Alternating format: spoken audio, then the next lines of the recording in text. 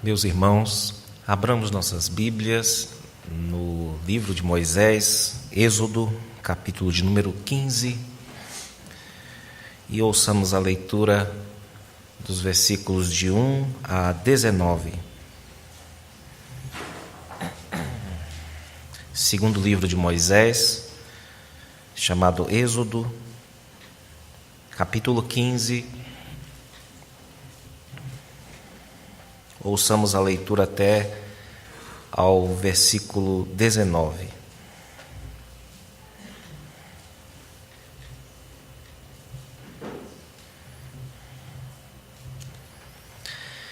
Assim nos diz a palavra do nosso Deus. Então entoou Moisés e os filhos de Israel este cântico ao Senhor e disseram: Cantarei ao Senhor, porque triunfou gloriosamente. Lançou no mar o cavalo e o seu cavaleiro. O Senhor é a minha força e o meu cântico. Ele me foi por salvação. Este é o meu Deus, portanto eu o louvarei. Ele é o Deus de meu pai, por isso o exaltarei. O Senhor é homem de guerra. Senhor é o seu nome. Lançou no mar os carros de Faraó e o seu exército, e os seus capitães afogaram-se no mar vermelho. Os vagalhões os cobriram, desceram às profundezas como pedra. A tua destra, ó Senhor, é gloriosa em poder. A tua destra, ó Senhor, despedaça o inimigo. Na grandeza da tua excelência, derribas os que se levantam contra ti. Envias o teu furor que os consome como restolho. Com o resfolgar das tuas narinas, amontoaram-se as águas, as correntes pararam em montão, os vagalhões coalharam-se no coração do mar. O inimigo dizia: perseguirei, alcançarei, repartirei os despojos, a minha alma se fartará deles, arrancarei a minha espada e a minha mão os destruirá. Sopraste com o teu vento e o mar os cobriu, afundaram-se como chumbo em águas impetuosas. Ó Senhor, quem é como tu entre os deuses? Quem é como tu, glorificado em santidade, terrível em feitos gloriosos, que opera as maravilhas?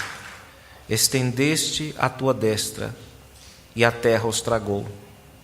Com a tua beneficência guiaste o povo que salvaste. Com a tua força o levaste à habitação da tua santidade. Os povos o ouviram, eles estremeceram. Agonias apoderaram-se dos habitantes da Filístia. Ora, os príncipes de Edom se perturbam, dos poderosos de Moabe se apodera temor. Esmorecem todos os habitantes de Canaã. Sobre eles cai espanto e pavor. Pela grandeza do teu braço, emudecem como pedra. Até que passe o teu povo, ó Senhor, até que passe o povo que adquiriste. Tu o introduzirás e o plantarás no monte da tua herança, no lugar que aparelhaste, ó Senhor, para a tua habitação, no santuário, ó Senhor, que as tuas mãos estabeleceram. O Senhor reinará por todo sempre. Porque os cavalos de Faraó, com os seus carros e com os seus cavalarianos, entraram no mar, e o Senhor fez tornar sobre eles as águas do mar. Mas os filhos de Israel passaram a pé enxuto pelo meio do mar. Amém. Meus irmãos, este é o primeiro cântico, no sentido mais apropriado do termo, que nós encontramos na Escritura, na Bíblia Sagrada. Considerando aqui que Moisés, tradicionalmente, é entendido como tendo escrito os seus 5 primeiros livros no deserto, enquanto o povo estava caminhando no chamado Êxodo. Portanto, um momento antes, estamos aqui desse movimento de Deus conduzindo o seu povo. Praticamente também será o último cântico a ser cantado na Escritura, como veremos. Antes dele, na literatura bíblica, nós temos algumas estruturas poéticas. Por exemplo, Adão, quando vê pela primeira vez a sua esposa, Eva, ele exulta, e as palavras que ele fala são palavras que possuem uma estrutura poética, um tom poético e algumas características da poesia dos hebreus. Nós temos também o deboche assassino de Lameque, aquele que, porque alguém lhe pisou, ele matou a pessoa. Ele fez uma espécie de declaração que também tem uma estrutura poética muito próxima daquela utilizada nos cânticos, nas canções. Mas aqui nós temos uma composição feita de modo apropriado para ser cantada, e cantada por todo o povo. Esse é um canto congregacional. E mesmo quando nós temos o uso da primeira pessoa, ele é meu Deus, eu louvarei, Deus de meu Pai eu exaltarei, claramente isso aqui é o chamado eu litúrgico, em que as pessoas se apropriam dessa fala eu para expressar a unidade do povo de Deus, o ajuntamento do povo de Deus, não no sentido egoístico, individualista, mas no sentido corporativo. A igreja inteira, como um só homem, como uma só mulher, está entoando louvores a Deus por seus atos de salvação, irmãos. A primeira palavra deste capítulo que nós temos aí, que é então.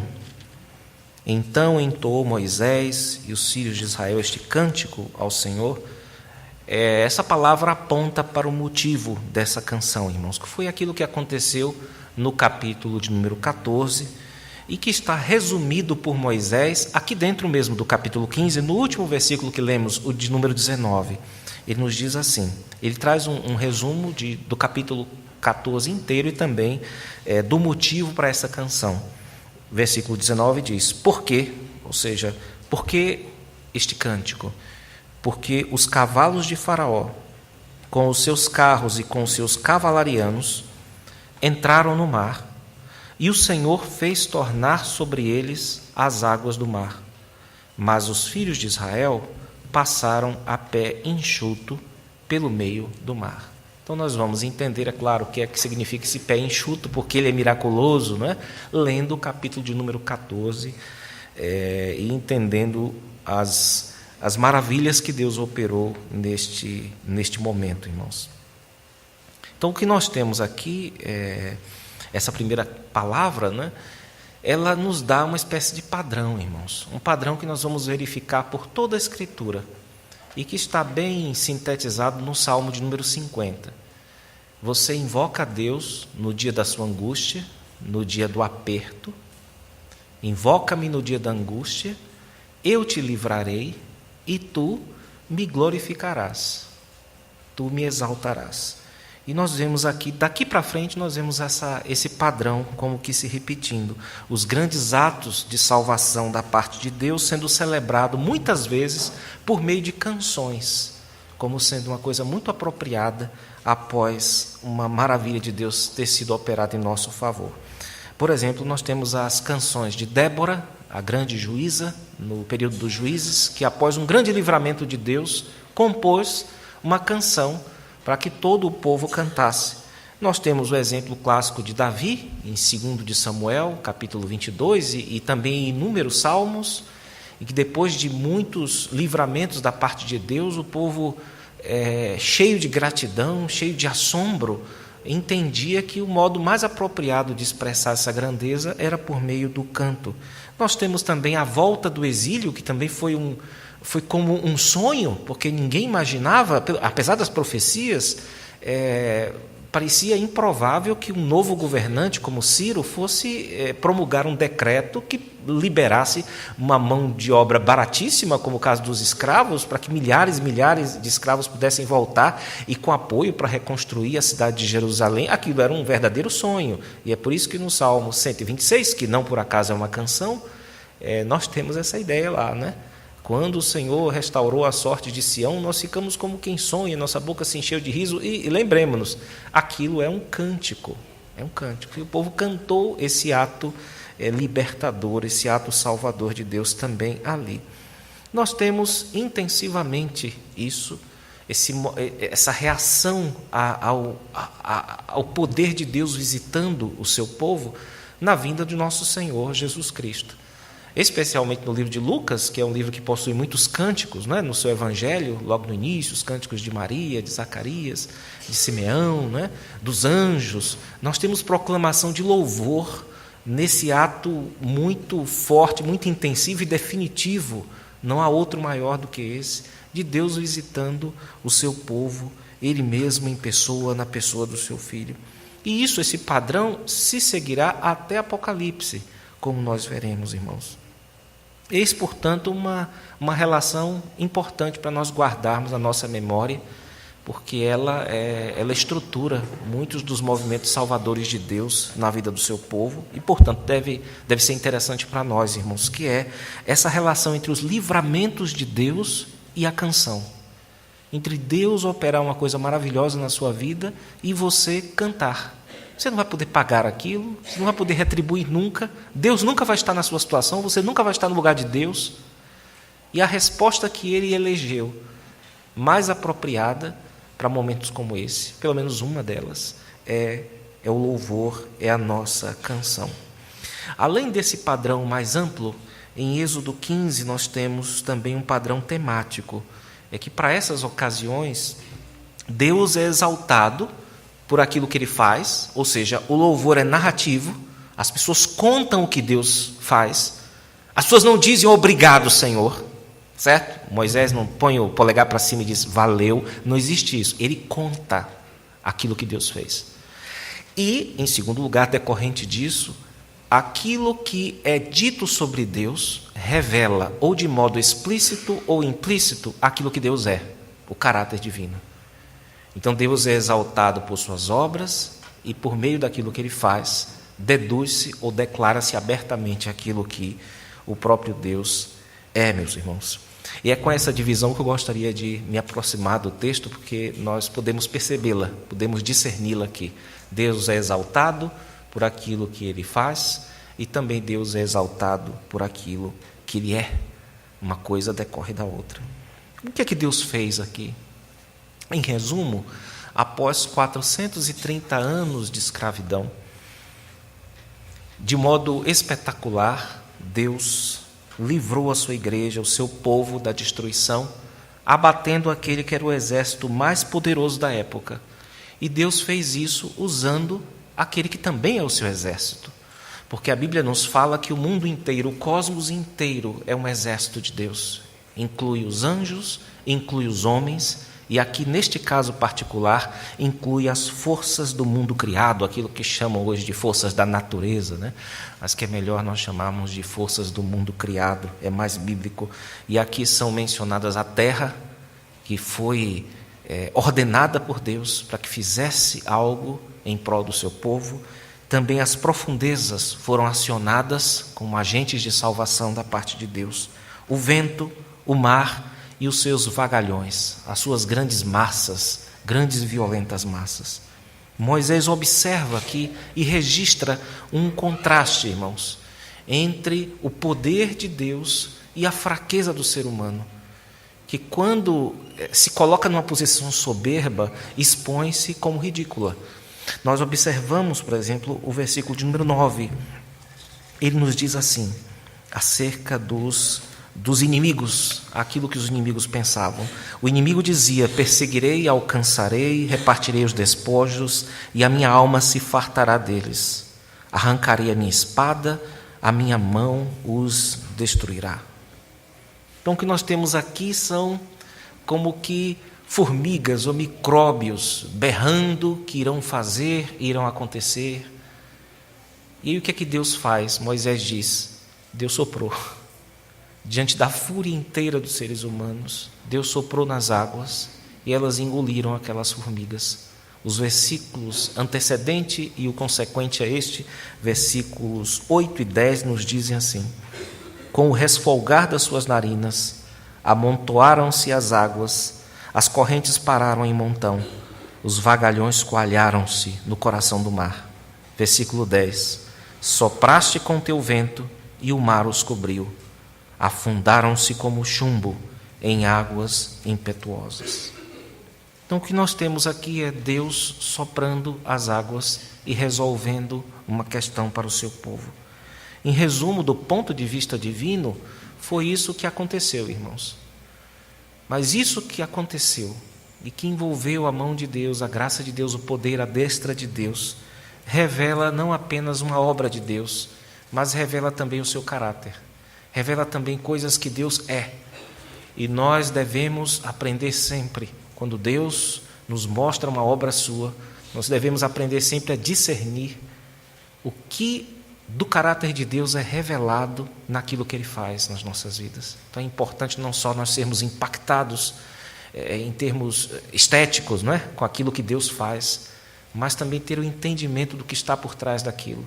O que é que Deus quer nos ensinar acerca do seu próprio caráter? É claro, Moisés não está aqui escrevendo um tratado teológico. Eu devo alertar os irmãos disso. Ele está escrevendo um cântico de louvor. Mas nós sabemos que todo canto de louvor na Bíblia tem uma função pedagógica, uma função didática, uma função de nos ensinar certas coisas, porque a letra sempre apela ao nosso entendimento. Assim como a melodia sempre apela à nossa emoção. E também ajuda, é claro, na memorização. A música é uma poderosa cola, como nós sabemos, para a nossa memória. E neste hino, irmãos, nós podemos aqui observar algumas características que podemos discernir no meio daquilo que Deus faz. Primeiro é que Deus é reconhecido como um ser eterno. 11 vezes, se vocês só passarem os olhos aí, nesses 19 versículos, vocês vão ver letras garrafais, não é? Chamado letrão aí, não é? Estão aí o nome Senhor 11 vezes em maiúsculas. Esse nome, irmãos, foi revelado em Êxodo 3, na sarça ardente, no encontro de Moisés, quando ele disse: quando o povo lá no Egito me perguntar quem foi que me enviou, eu vou dizer o quê? Então Deus revelou-se com esse nome. Quem é esse Deus? Ele disse: eu sou o Senhor, eu sou o Senhor. E esse Senhor está aqui em letras maiúsculas, para indicar que Deus é solto de todas as coisas. É isso que significa a palavra absolutos. Deus é solto de todas as coisas.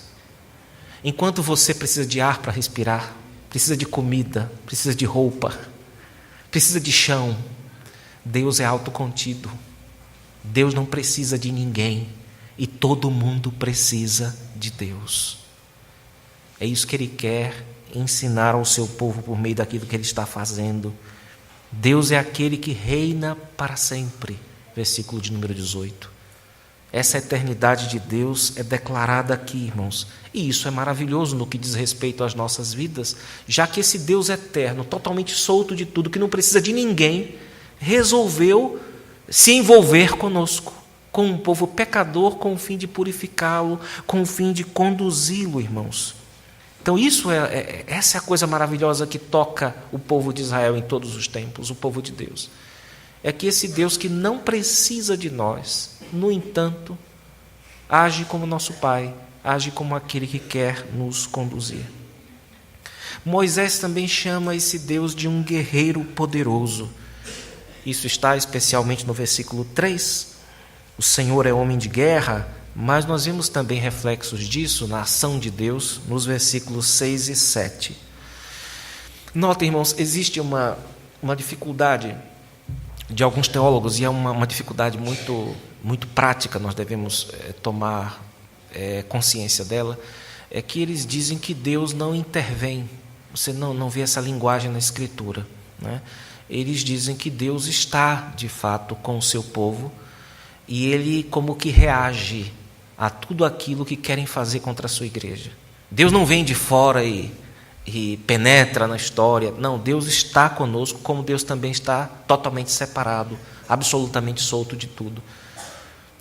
E o que nós vemos aqui é esse Deus que se envolve tanto, que é chamado de um defensor ou de um guerreiro em prol do seu povo, e que reage em quem tenta tocar o seu povo, como se o seu povo estivesse na pupila do olho, que é uma das imagens que a Bíblia coloca muito, não é? É que qualquer pessoa que tente brincar com a pupila do seu olho, você não deixa, você evita. E se a pessoa insistir, você é capaz de brigar com ela, se for um maluco tentando tocar na sua pupila.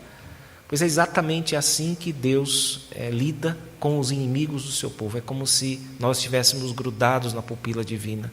E Ele reage a todo aquele que tentar destruir o seu povo, irmãos. E ele ataca os inimigos. E ele mata os inimigos, se necessário for, para salvar o seu povo.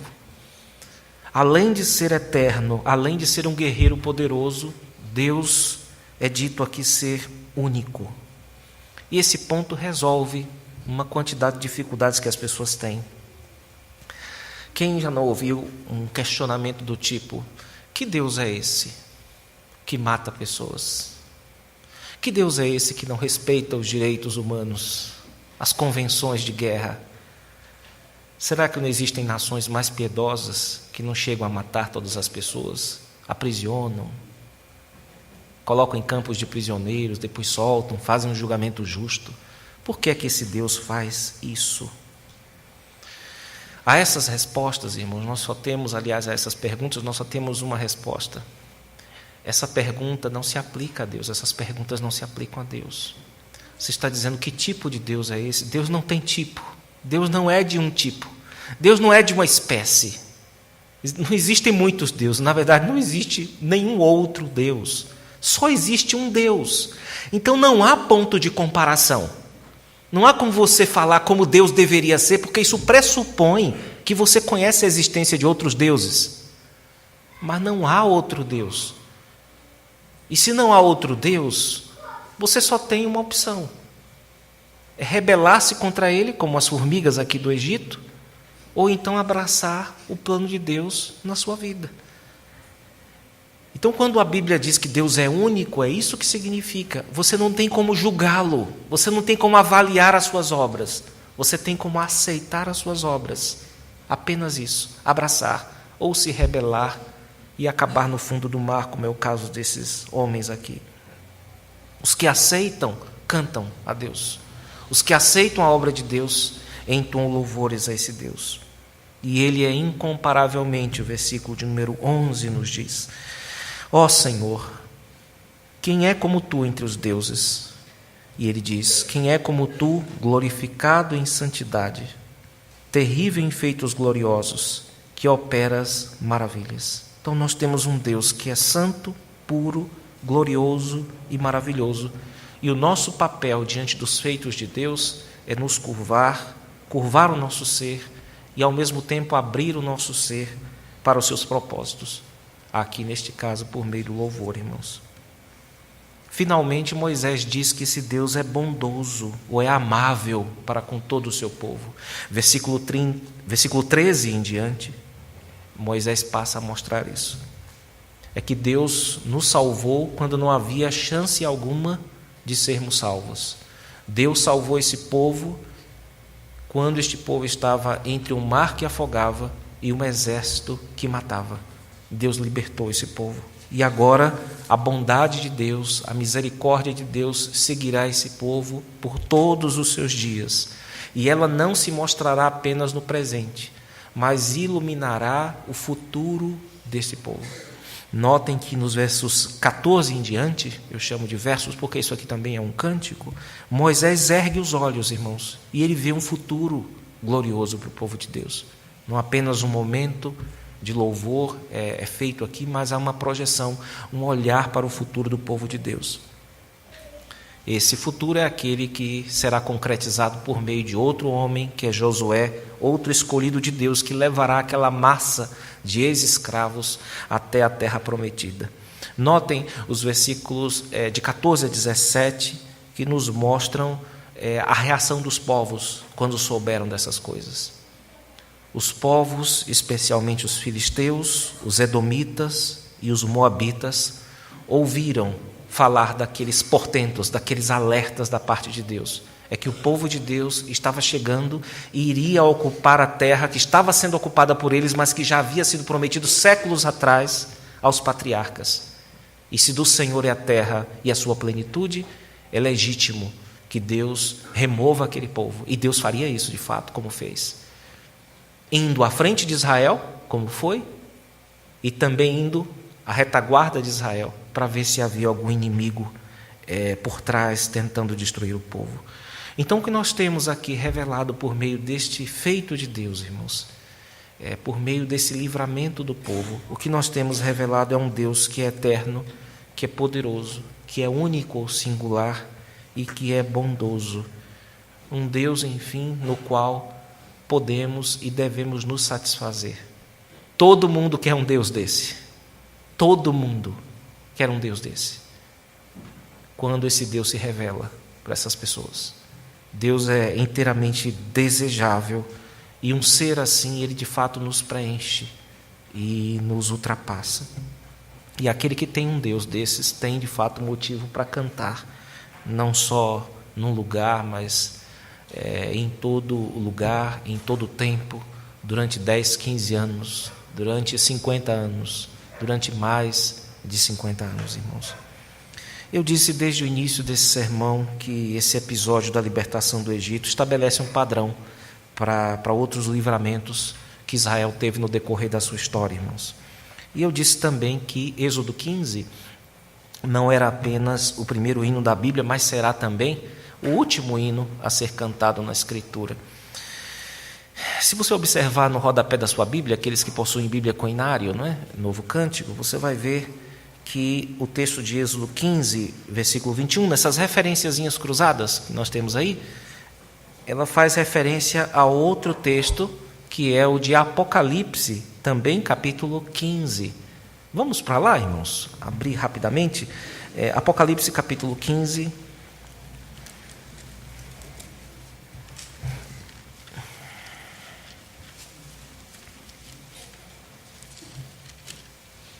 Apocalipse é difícil de achar nas Bíblias Coinário e Novo Cântico. Mas vocês conseguem.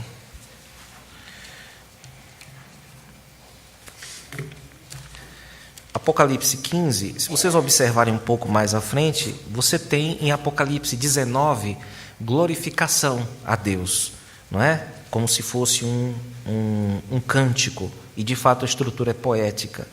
Mas não se menciona canto aqui, tá certo? Não há menção de que o povo cante no versículo 19. Embora a linguagem da Bíblia sempre fique no meio termo, nós já falamos isso algumas vezes aqui, mais ou menos assim. E os anjos louvaram a Deus, dizendo. Então fica meio, não é cantando. Então às vezes a linguagem fica no meio termo e nem sempre é precisa a linguagem da Escritura para falar de canto ou de fala. Às vezes nós temos de afirmar até uma cantilação, um meio termo entre as duas, né? Então nós temos aí, voltando ao capítulo 15, um ponto importante, irmãos, é que Êxodo 15 cabe na boca não só de alguém da igreja do Antigo Testamento, do povo de Deus lá em Êxodo, mas cabe nos lábios e no coração de alguém que crê em Jesus Cristo como seu Senhor e como seu Salvador, que crê no Cordeiro. Notem que serão entoados 2 cânticos em sequência, não é? O cântico de Moisés e o cântico do Cordeiro. Isso aqui é o ponto mais importante, independente de quem vai ser cantado primeiro, não é? Ou o que vai ser cantado primeiro, é o fato de que este hino de Êxodo 15, ele deve estar no nosso coração, porque nós vamos cantá-lo um dia pela graça de Deus. Novamente nós temos o padrão aqui em Apocalipse.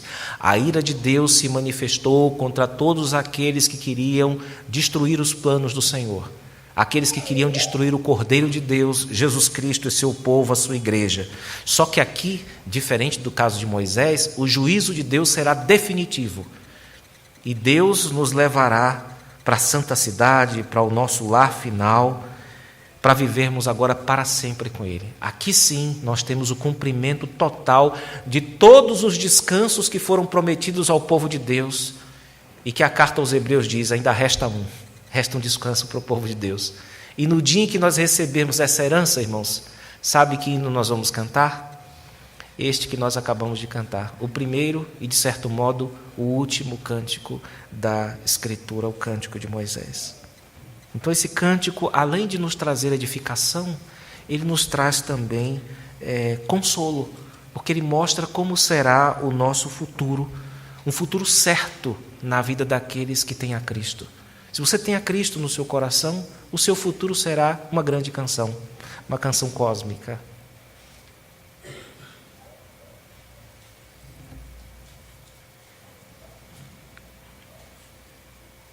Hoje, portanto, nós aprendemos, irmãos, que nós, o povo de Deus,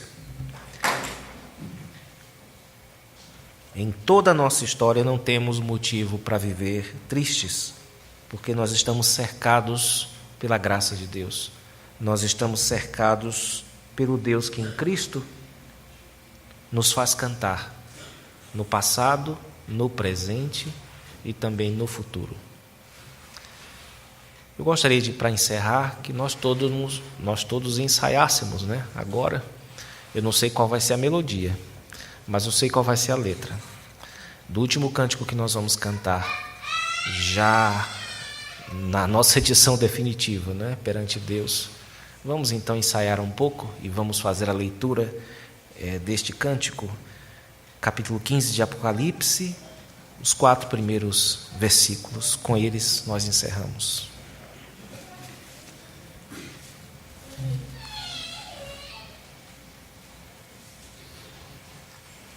Eu vou fazer a leitura até a primeira parte do versículo 3 e depois todos nós leremos o restante do verso 3 e o verso 4 também, que é o cântico.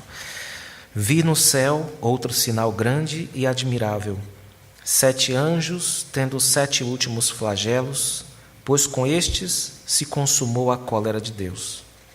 Vi como que um mar de vidro mesclado de fogo e os vencedores da besta, da sua imagem e do número do seu nome, que se achavam em pé no mar de vidro, tendo harpas de Deus, e entoavam o cântico de Moisés, servo de Deus, e o cântico do Cordeiro, dizendo: Grandes e admiráveis são as tuas obras, Senhor Deus Todo-Poderoso. Justos e verdadeiros são os teus caminhos, ó Rei das nações. Quem não temerá e não glorificará o teu nome, ó Senhor? Pois só tu és santo.